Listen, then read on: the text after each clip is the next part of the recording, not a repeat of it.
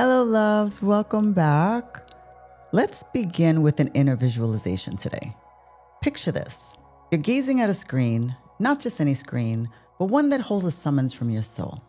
An idea that could absolutely change the course of your life. Perhaps it's the cursor blinking on a blank page for a story that wants to be told through you. The record button for a message you've been called to share.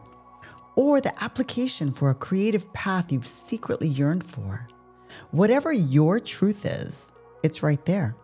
Your hand hovers, feeling a pull it can't quite explain. Your heart, it's not just beating, it's humming with a powerful resonant frequency. And then what happens? You turn away from the screen. You push it away. Why?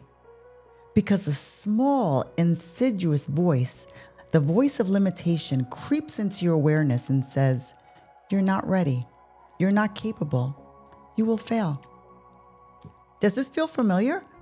Because for 5 long years, that was the loop of my existence.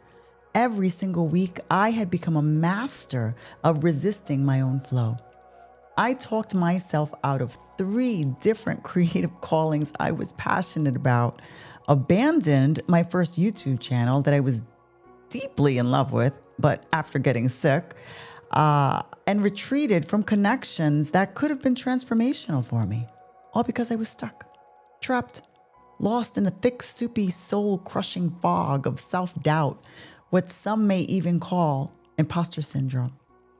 If you have ever found yourself awake in the quiet hours of the night, replaying a creative choice you never made, agonizing over a path you never stepped onto, then please, I invite you to stay, because I'm not just going to tell you a story today.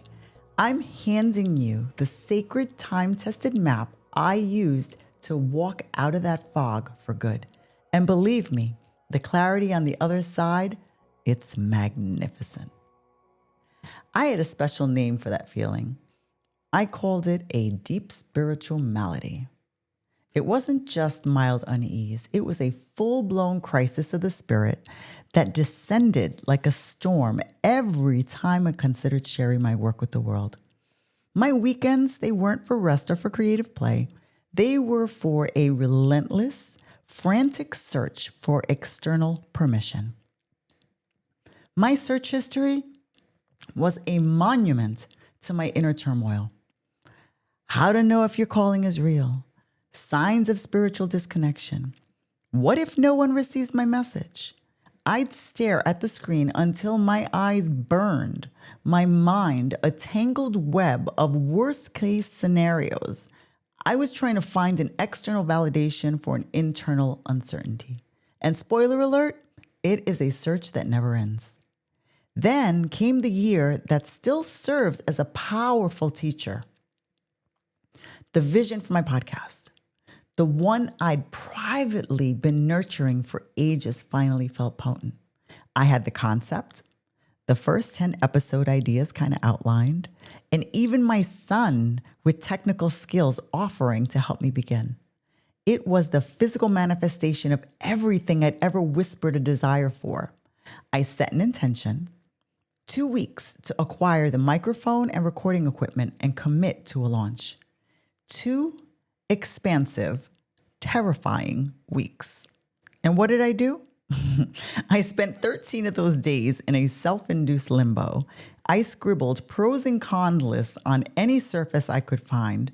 I even rewatched every motivational video I could find, desperately hoping for some external guru to magically grant me with a sense of worthiness. On day 14, the day of my intended commitment, I still hadn't acted. The equipment remains in my online shopping cart, an icon of my paralysis. My mind, usually a very sharp tool, had turned against itself, completely unable to cut through the dense fog of what ifs. So the date passed. A few months later, I saw someone else launch, or I should say I heard someone else launch a podcast with a strikingly similar message. It was brilliant. They were attracting amazing guests. They were building a community. They were doing the one thing that I felt was meant for me, I remember listening to the first episode and I had this hollowing feeling in my chest thinking, good for them, with a voice that just really felt kind of foreign. Then I closed my laptop, walked into the darkest, quietest corner of my home and surrendered to the grief. That, my friends, was the day the fog became a dark night of the soul. It was no longer just a mist. It was an impenetrable void. I was officially lost with no compass and no light. 3 months later, still immersed in that feeling of lack, I found myself on a turbulent flight to Denver to surprise my boyfriend for his birthday. I was trying to distract myself, so I grabbed the airline magazine, a glossy collection of forgotten facts and faraway places. I flipped it open, seeking nothing in particular, but my eyes landed on a random piece about a study on human expression. The study was fascinating. It explored how people react when asked to sing in front of strangers. That would definitely be a very vulnerable act for most people. But here's the revelation. Using heart rate monitors, researchers found that stress levels didn't peak when people sang. The stress skyrocketed the moment they hesitated. That tiny pause, that internal battle, that was the source of the suffering. And then a line from the researcher struck me like a flash of lightning, like pure oxygen to my suffocating spirit. Courage isn't the absence of fear, it's the absence of hesitation. Boom! It's like a moment of clear clarity. Somewhere over the plains, I had a profound realization that shifted my entire reality. I wasn't afraid of failing. Deep down, I knew I could handle a creation that no one received. I would recover from that. What I was truly terrified of was beginning. I was terrified of opening the channel, of offering myself to the world, of risking the possibility of rejection. I was afraid of the hesitation itself. By the time the wheels touched down on that plane, a whole new resolve had settled deep within my soul. No more waiting for confidence to arrive like some delayed cosmic delivery. I was going to cultivate that trust, piece by tiny piece, and carry it with me. I was done waiting for permission to answer my own soul's calling. The very next Monday, back from my journey, I took out a fresh journal, and my mission was to witness every single what if thought that dared to surface before noon. Let me tell you, oh my God, these shadow thoughts were abundant. By midday, I had 27 distinct what ifs written on that page. It was a collection of my deepest seated anxieties. There were the familiar ones, the recurring doubts like, what if I start this and my inspiration runs dry? What if my voice is not worthy of being heard? Then there was the deeper, more insidious whispers that truly took hold. What if everyone sees that I'm not an expert in the traditional sense, just a seeker on the path? What if they see my imperfections? What if I pour my soul into this and I'm met with a flood of negativity? What if I regret opening myself up forever? Seeing them all laid there, bare in ink, stark and undeniable on the page, was a revolution. The chatter in my mind, which had always felt like some kind of prophecy, suddenly looked less like a vision and more like just messy illusions. Just random, often nonsensical scribbles on the walls of my consciousness, and they weren't truths. And that was a turning point. My next move, it was simple, but it was actually powerfully effective. I drew a box around each what if, and then in a different color, my favorite purple, I wrote a single piercing question next to each one. Is this truth or illusion? If it was a verifiable fact, it remained. But if it was a hypothetical catastrophe conjured by my fear, I drew a line through it firmly and multiple times. The transformation of that page was incredible. It went from a canvas of anxiety to mostly blank space, dotted with only a few concrete, manageable tasks. It sounded almost too simple. But that one filter, that single act of distinguishing between reality and rumination, cut the noise in my head in half overnight. It was like finally lowering the volume on a blaring, dissonant frequency. This simple act is a powerful way to challenge the stories of the mind. Spiritual teachers and psychologists agree that identifying and questioning irrational thoughts is the first step to reframing them. You begin to see that most worries are just stories your mind tells, not actual predictions of the future. It's like gaining perspective and realizing that the mind can be a very powerful storyteller. Here's the secret about inner trust. It doesn't just magically appear. It behaves more like a river. You don't create a river by waiting for a flood. You create it by allowing one small drop to follow another, and over time, it carves a path. That is exactly how you build trust in yourself. Small, consistent acts of faith will always carve a deeper path than waiting for a single monumental leap. So, I set a new sacred contract with myself. One micro action, one tiny, almost laughably small step of faith each day. No exceptions. This wasn't about birthing a massive project. It was about taking the first step.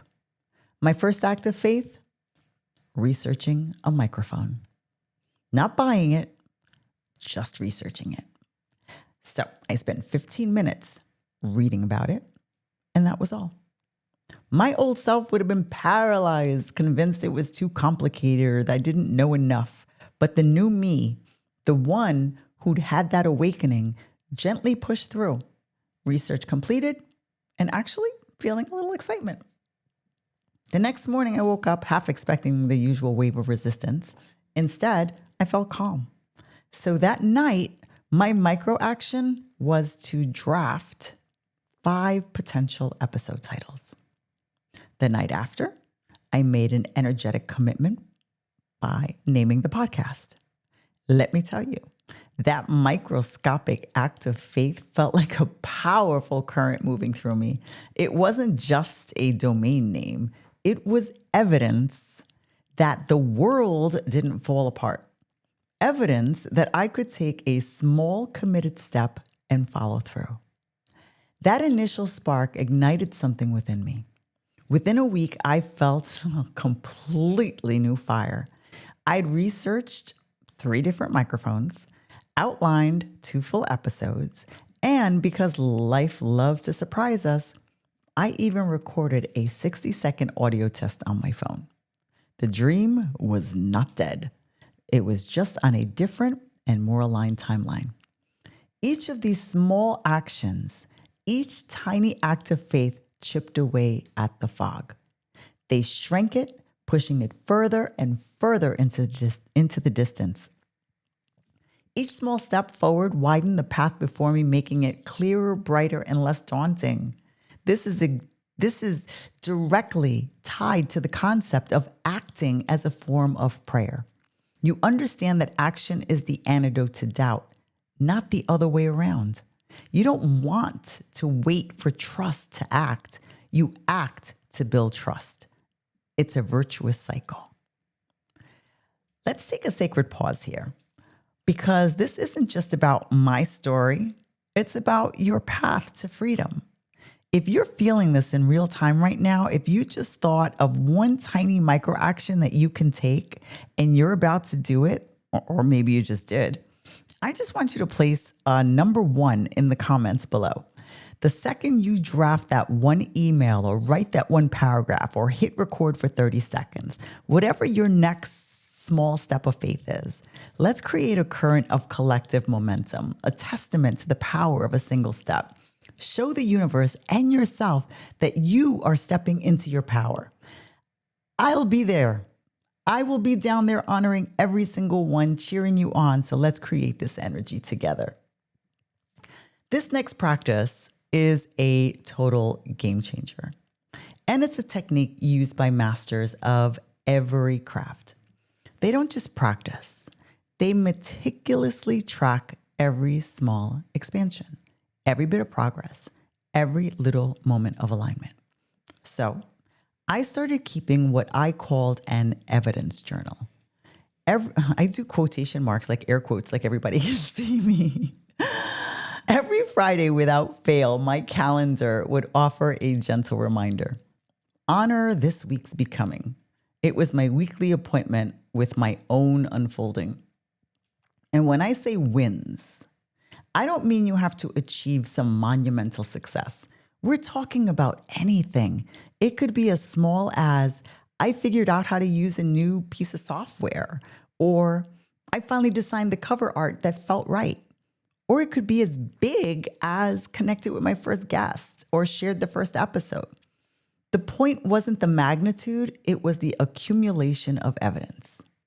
After 8 weeks of diligently logging these small moments of grace, my evidence journal held 42 bullet points.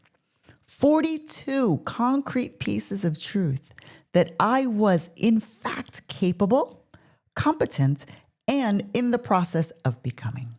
And here is where it gets powerful. When the ghost of that other successful podcast would inevitably haunt me, whispering its old familiar doubts, I didn't just fight it with willpower. I would open my journal and read. And boom, instant remembrance. 42 undeniable facts staring me in the face, proving that I was not the same person who had allowed hesitation to rule me months earlier. I had proof of my evolution. Spiritual traditions have long taught the power of self-remembrance. It's essentially teaching your awareness to recognize your own capabilities and successes, reinforcing positive neural and energetic pathways. But honestly, I just call it keeping the receipts so doubt can't gaslight you, because that's what the ego mind does, right? It tries to make you question your own reality and your own experiences. It tries to convince you that your progress was a fluke and that your setbacks were your destiny. But with an evidence journal, you have unshakable arsenal of truth. You are building a fortress of inner knowing against that internal critic. It's about reflecting on past achievements, deliberately recalling specific successes to remind you of your capabilities, and using those experiences as proof that you can indeed move through challenges. Do not let your mind trick you into forgetting how powerful you really are. Now, this next step is huge, and it's about protecting your mental and energetic space as if it were a sacred temple, which it is. You wouldn't just let anyone wander into a temple and start redecorating, right? So why do we let every random thought, every negative headline, every toxic social media post just waltz into our consciousness and set up camp?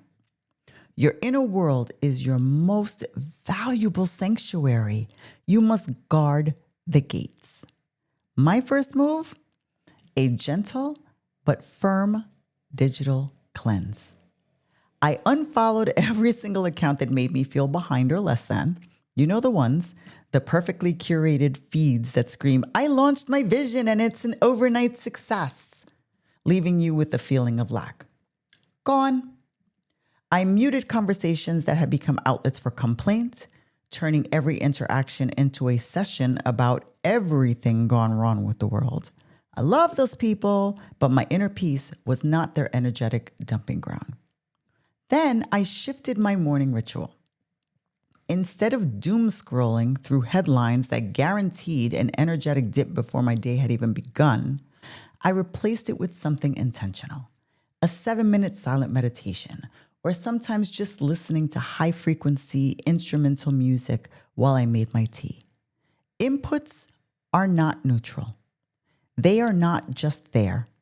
They are active agents. They are either fog machines, pumping out more of that obscuring doubt, or they are cleansing winds, clearing your vision and bringing you into clarity. The results were almost immediate and genuinely profound. My screen time plummeted, my creative focus heightened because my system wasn't constantly trying to process 1,000 different dissonant energies at once. The ultimate test came when a loved one who had a sixth sense for these things called and said, "You sound more peaceful. Is everything okay?" Is everything okay? That was a sign of true alignment. This step is all about curating your environment, both online and offline. It's about consciously choosing what information and energy you allow into your sphere. Limit exposure to negative influences. Instead, surround yourself with positive messages, inspiring stories, and energies that resonate with your growth. Your consciousness lives there, remember? So make it a temple, not a marketplace of fear, and guard your gate with love. So, we've witnessed the what if spiral, taken small acts of faith, stacked our evidence, and cleansed our inner temple.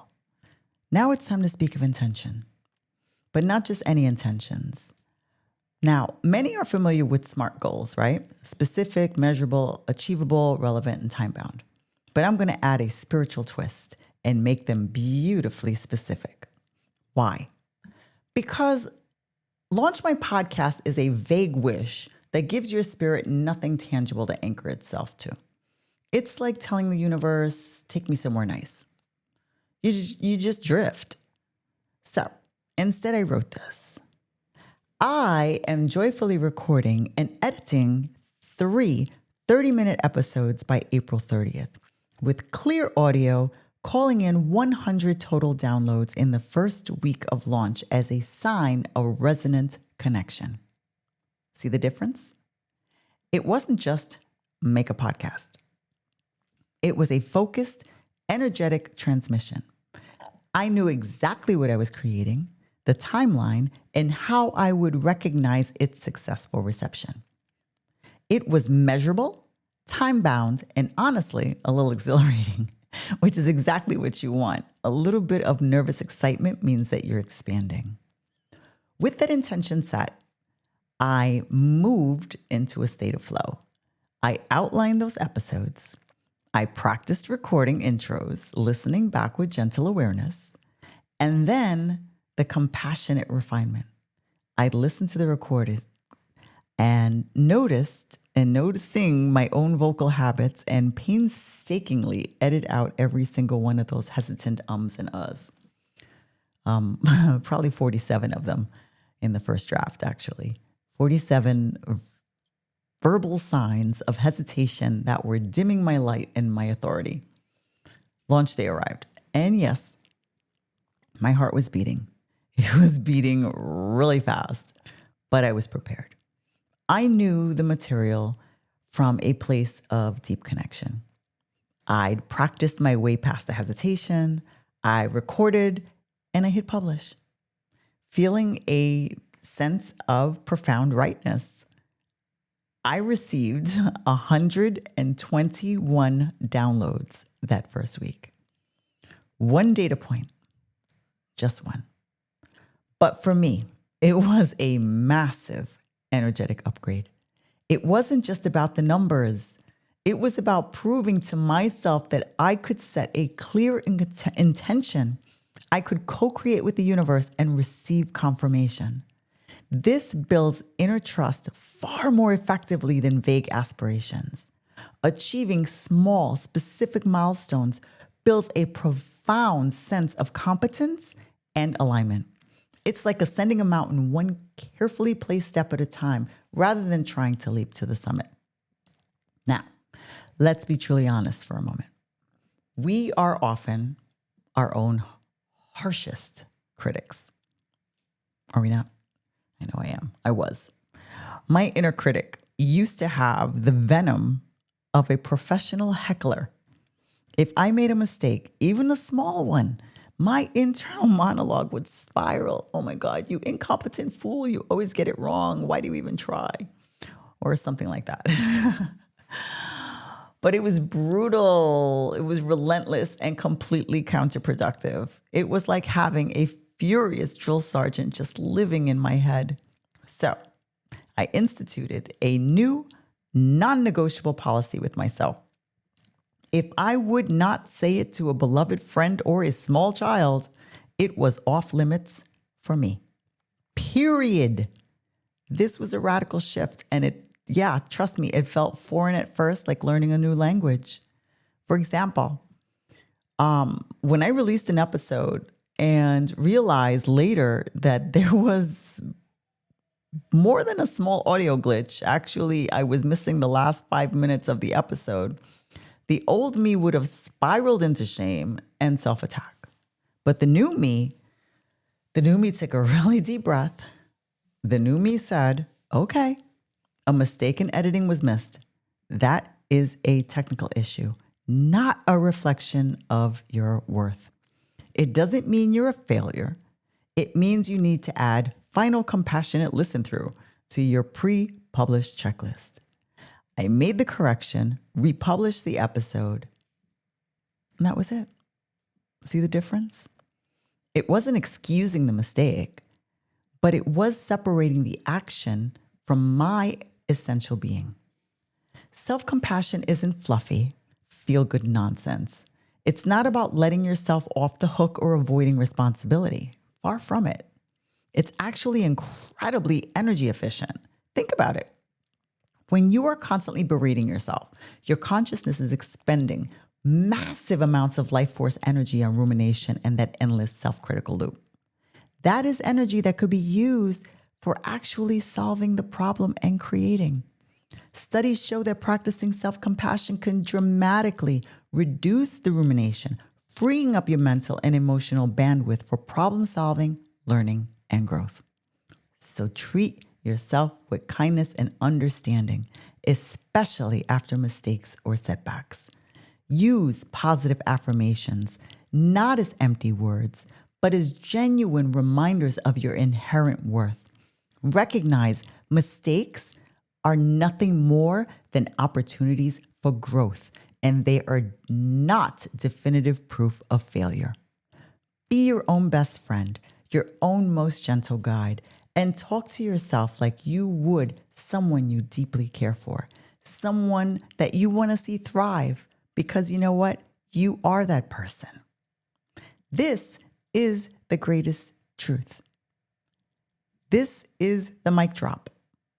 The absolute unvarnished reality is this: fear's volume knob never hits zero. It doesn't just pack its bags and leave forever. You don't suddenly awaken one day completely fearless, ready to conquer the world without a single tremor. What happens instead is that you simply get better at dancing with it. You learn to move with the rhythm of fear, to acknowledge it, and then to do what your soul is calling you to do anyway. So when the moment came to hit publish on that first episode, of course I felt the old freeze. That familiar tightening in my chest, the quickening of my pulse, definitely the clamminess in my palms. My mind immediately began constructing elaborate escape routes, conjuring all the old what ifs. It was a reflex, a deeply ingrained pattern. But this time I had my practices. I did not let the fear paralyze me. I opened my evidence journal. I scrolled through my 42 bullet points, those undeniable receipts of my progress and my capabilities. My reward, the 121 downloads, the feeling of quiet triumph after hitting that beautifully specific intention. I felt the surge of trust from all those small, decisive acts of faith. 7 months later, here I am. This is my 30th episode. The microphone and all my recording equipment here beside me. I'm looking at comments from souls I've never met telling me an episode resonated with them. And I smile, a genuine, full-hearted, I can't believe I am here kind of smile. because the fog, it stayed in the drafts. It did not get an invitation to the birth of this creation. It did not get a seat in my temple. It's still there, perhaps a shadow back there on the horizon, but it is not obscuring my view anymore. This is the ultimate practice. Understand that self-doubt fades with action, not by waiting for readiness. Give yourself permission to grow beyond your current self and embrace challenges. Don't wait for the courage. Be the courage. Take the leap, even with a trembling heart, because that is where the grace happens. So what does freedom feel like after years of being trapped in that thick, soupy fog? It doesn't feel like fireworks, not a sudden explosive burst of joy. It feels much deeper and much more sustainable. It feels like quiet lungs. It's the sensation of breathing easily, deeply, without that constant underlying tension, that low hum of anxiety that used to be my default state. I finally sleep through the night. No more 2 a.m. mental replays of past mistakes or hypothetical future disasters. My mind isn't doing gymnastics trying to solve problems that don't exist. Decisions which used to take weeks of agonizing and seeking external counsel now happen in minutes. It's like my internal guidance system was finally cleared of interference. Just last month, for instance, we took everything we owned, sold off everything we could, donated the rest, and left the US and made a major move to Europe, starting in Spain. The old me would have needed spreadsheets, cross-reference, travel reviews, detailed itinerary, and probably a sign from the heavens, even though I will admit we did get a lot of confirmations that what we were doing and that we were on the right path. The new me saw an opportunity, felt an inner yes, and just clicked confirm during a coffee break. Just like that. No drama, no internal war. A loved one calls it low drama living. And I love that. But for me, it's more profound. I call it owning my energetic field instead of renting it out to fear. Fear used to dictate my calendar, my choices, my entire life. Now, I am the sovereign of my inner world. I am the one making the aligned choices. I am the one in charge. This improved trust, decision-making, and emotional resilience are the true fruits of moving beyond self-doubt. It's a process, absolutely, but the rewards, oh my God, the rewards are immeasurable. All right, let's bring this journey in for a landing. You now have the sacred map, and now it's time to start your own walk out of the fog. Here are the essential steps that you need to remember. First, recognize the spiral. Get those what ifs out of your head and onto paper. Ask, truth or illusion, and release the stories. You'll be amazed how much dissonance that simple filter clears. Second, take one small decisive action. Remember the river of trust?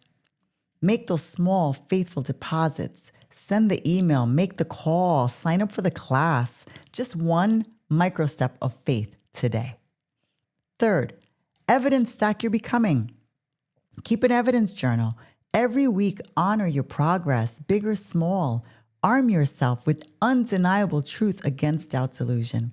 You are so much more capable than you know, and that list is going to prove it. Fourth, guard your inner temple. Protect your energetic space with loving firmness. Unfollow the toxic, turn off the news, mute the complainers, swap doom scrolling for something that elevates your spirit. Your consciousness is your sanctuary, so please keep it clean and inspiring. Fifth, set beautifully specific intentions. Don't just aim for better. Aim for, I am joyfully creating X by Y date and calling in Z as a sign of resonance. Precision is a powerful, powerful signal to the universe. Sixth, Practice self-compassion like you'd guide a loved one. Ditch the inner critic. Speak to yourself with kindness and understanding. Mistakes are for learning, not for self-flagellation.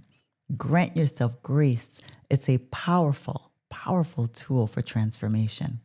And finally, the most crucial step of all, act despite fear, not in its absence. Fear may always be a passenger.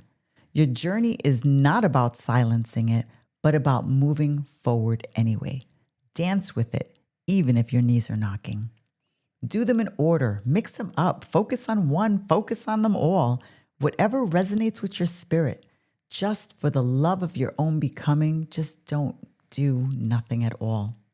The fog lifts once deliberate, brave, imperfect step at a time. And trust me, the view on the other side, it is absolutely, unequivocally worth the walk. The clarity, the peace, the freedom, it is all waiting for you. So, what's one micro action, just one small step of faith that you can take in the next 24 hours to begin clearing your own personal fog? Type it below in the comments and let's keep each other honest, accountable, and inspired. If you want more real-time explorations, more actionable wisdom, and a whole lot of energetic encouragement, hit that subscribe button and watch your own inner trust grow video by video. Remember, clarity is not some magical gift bestowed upon a lucky few. It's a decision. It's a choice you make every single day. So make yours today. Before we close, I'd like you to take a deep breath with me. Inhale and exhale. That fog you once thought was your home, it was never meant to define you. It was meant to refine you, to carve out the edges of your strength, to awaken your courage, and to remind you that clarity is not something you chase, it's something you claim, moment by moment and breath by breath. Because when you finally stop waiting for permission and start walking, even if your knees are trembling, the fog does not stand a chance. It begins to part in reverence, making way for your light to lead. So tonight, or whenever your soul calls you back to this message, I invite you to remember this. You are not lost. You are remembering. You are not behind. You are aligning. And you are not broken. You are becoming. Each act of faith, each small decision to trust yourself is a declaration of sovereignty, a reclamation of your authentic self. This is what it means to walk the path of freedom. And if you felt that quiet nudge in your spirit lately, the one that whispers there's something deeper waiting for you, you're right. Because this week, as we enter the High Priestess Energy Portal for the week of October 26th, it's not just a theme, it's an initiation. A moment of sacred remembrance where we'll explore what it means to embody divine intuition, inner knowing, and the unseen realms of creation. It's where you'll learn how to trust your inner oracle and stop seeking truth outside of yourself. If this episode was about dissolving the fog of self-doubt, then the High Priestess Portal is about stepping fully into your intuitive clarity, the kind that doesn't need validation because it's anchored in divine wisdom. So, if your soul has been asking for deeper guidance or you've been feeling the call to merge your inner stillness with outer action, you'll want to be there. This is where your inner voice becomes the guiding compass of your reality.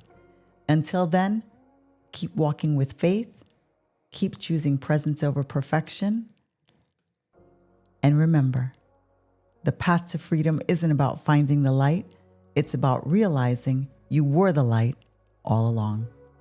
I love you, I see you, and I'm endlessly proud of you for showing up, not just here, but for yourself. Thank you for being here, and I'll see you here next week on Awaken Your Authentic Self.